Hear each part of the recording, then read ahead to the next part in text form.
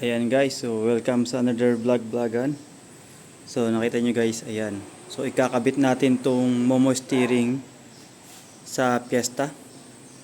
Ayan guys, ito yung mga kakailanganin natin. So syempre number 1 yung steering.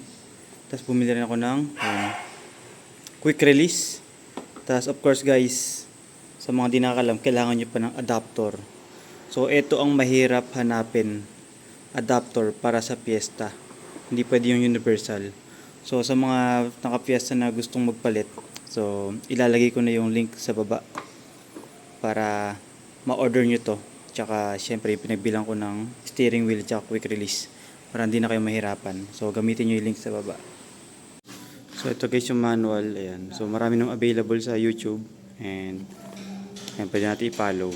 So syempre guys, number 1 is yung batteries. Tanggalin natin para pag tinanggal natin yung manibela, yung airbag is hindi ma-trigger. So tanggal natin yung negative. Ayan, tanggal na yung negative. Nilagyan ko lang ng damit para sure na hindi bumalik yung pagkakakontak, baka mamaya may gumalaw or bumalik. Ayan guys, para tanggalin yung airbag yan, so kailangan natin matanggal yung airbag. Kung makikita nyo, ayan, may sealed na button pa dito. Ayan, okay, mag-focus. So yun lang is kailangan na talaga nating tusukin yan. Ayan, bubutasin natin yan. Ayan, so butasin ko lang tapos pakita ko paano. So ayan guys, so natusok na natin. Ayan, so natusok natin gamit tong flat screw. Ayan, then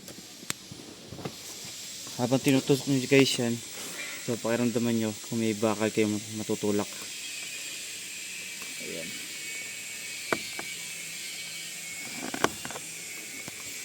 Ayan. So lagay ko lang sa tripod tong cellphone.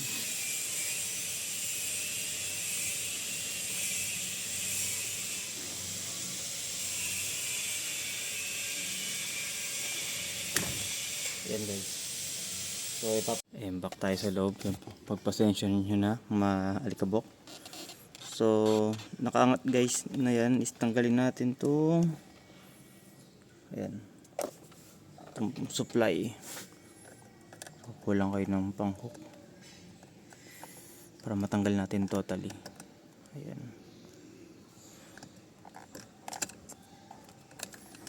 So okay, tanggal na yun. Next is ayun, may nakawit pa. Okay, so natanggal natin guys. So ito yung kailangan nyo lang tanggalin. So syempre power supply, tapos yung sa busina, ayan, ito tsaka ito. So dito naka-attach yan. Ayan, puro kalawang na. So yun guys, ilan yan? 1, ito yung sa gitna ng busina. Ito 1, 2, 3 and 4. Yan, apat lang pwede aalisin nyo. Ayan, so itabi na natin to. So tago. So ang size guys nitong socket or ng screw na to is 24. Yan, ay, medyo may kalawang na, pero yan 24. So sok yan. So yan, luwagan na natin guys.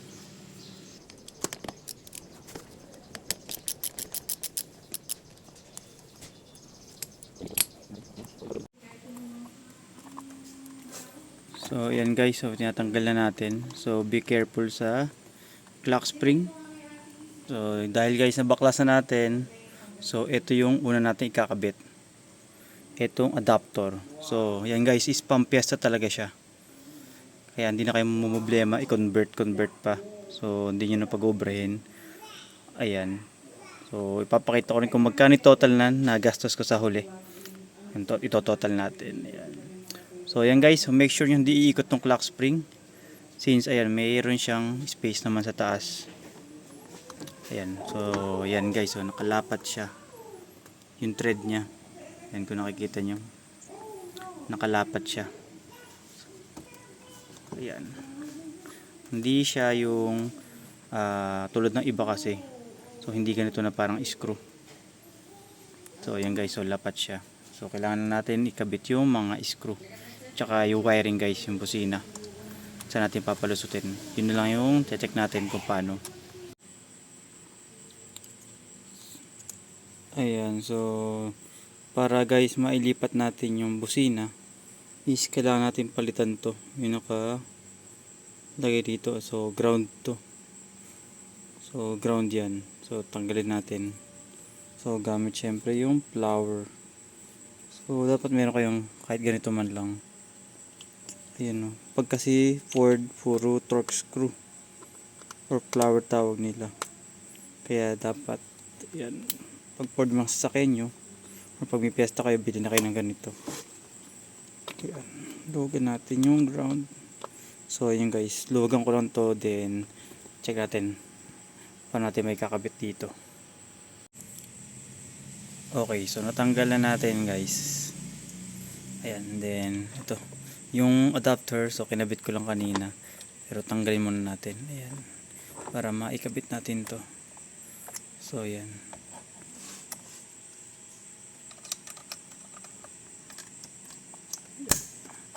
Ayan, huwag nyo na papaikutin yung clock spring. Tama ba guys? Clock spring kasi nakikita kong tawag nila rito eh. So kaya sinawag ko na rin clock spring. Then yung sa airbag guys, iilaw siya dun sa dash. So umorder na rin ako ng pang-bypass dito. So ikukunin dito. Pero next video ko na yon, since hindi pa dumadating yung order ko. Mga ilang days pa.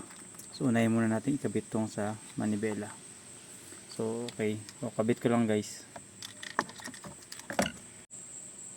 Ayan guys, update lang. So para hindi ko sirain yung stock na wire dito. So meron akong mga ibang size dito ng mga socket pang connector. So ito, pakita ko. Ayan, may ibang size ako ng mga socket connector nya sa wiring. So naghanap ako ng kamukha rito para hindi ko nasirain yung sa stock nya. So okay guys, ay ito yung sa positive. Ayan, positive tong isa na to. Tapos ito dalawa, negative. So yung isa babalutan ko lang ng electrical tape para hindi dumikit-dikit siya. Eh mamaya mag-grounded yan, biglang bumusina ka ng di oras. Okay guys, so i-tape ko lang to, tapos kabit na natin yung adapter. Ayan, so binulutan ko ng electrical tape. So papasensya nyo na, pangit yung pagkakabalot. Tapos kabit na natin yung socket, adapter pala, itong adapter. Ayan, nakita nyo may pagitan siya. So ayan yung wala pang cover, para makita nyo. Ayan, kabit ko lang guys. Ayan guys, so pakita ko sa taas. Ayan, nakasaksak yan. Tapos yung mga wire is dito, pinalusot dito. Ayan, kita naman, madilim lang yan. So ayan, may sobra pa rin. So tingnan ko kung makukuberan yan mamaya. Kung pwede natin itago lang dito. Tapos syempre may cover yan sa paligid yan. Ito pang cover dyan. Ayan guys, so nilagay ko na yung cover nya. Yan, tapos ito yung screw nya. So ilagay ko lang muna saglit para hindi ko malug-kalug. Hindi ko pa siya higpitan. Mamaya makalimutan natin higpitan, tanggal yung manibela natin. Ayan, hot type muna. Okay, so nakabit na naman natin yung tornilyo nito. So next problem natin is ito, yun sa quick release naman na. Ayan, so female yung sa quick release, tapos yung dito sa wire din natin dito kanina is female. Parehas babae, so lesbian. Joke lang. So since mahaba naman guys yung wire dito, so ito yung puputulan natin, tapos gagawin nating male. So hanap lang tayo dito ng sana may kasukat.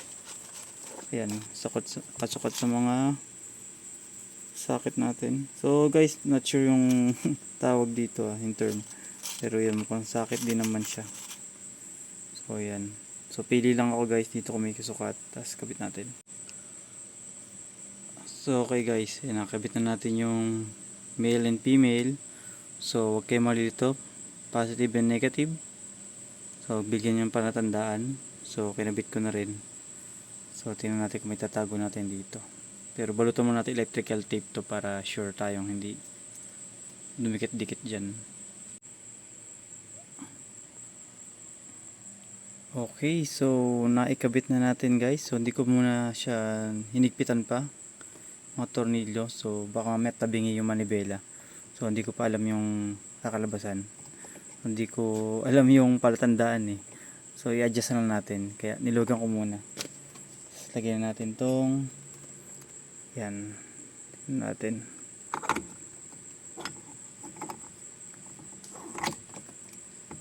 So okay guys, ito yung adapter. Okay, so lagyan natin manibela. So ayan guys, naikabit na natin na maayos. So ayan, naikpitan ko na rin. So diretso yung manibela. Ayan, naikpitan ko na rin dito. So all goods, walang kalog. Ayan, kung gusto nyo alisin, kaya pa na isang kamay. O kaya na isang kamay. So ayan guys, ibabalik nyo. Sabi doon is kailangan nakapress din, huwag nyo hayaang pumitik.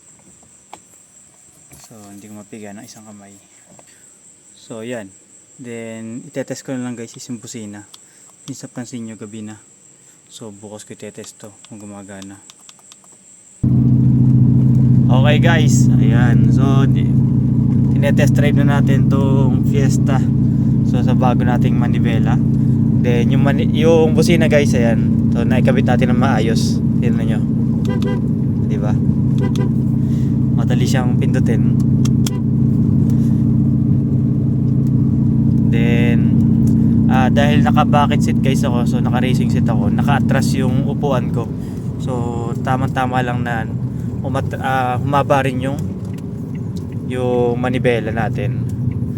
So hindi na na-extend yung kamay kung ganyan. At saka kaso nga lang guys, ang isa lang na problema doon is syempre lumayo yung manibela doon sa signal light at saka sa wiper.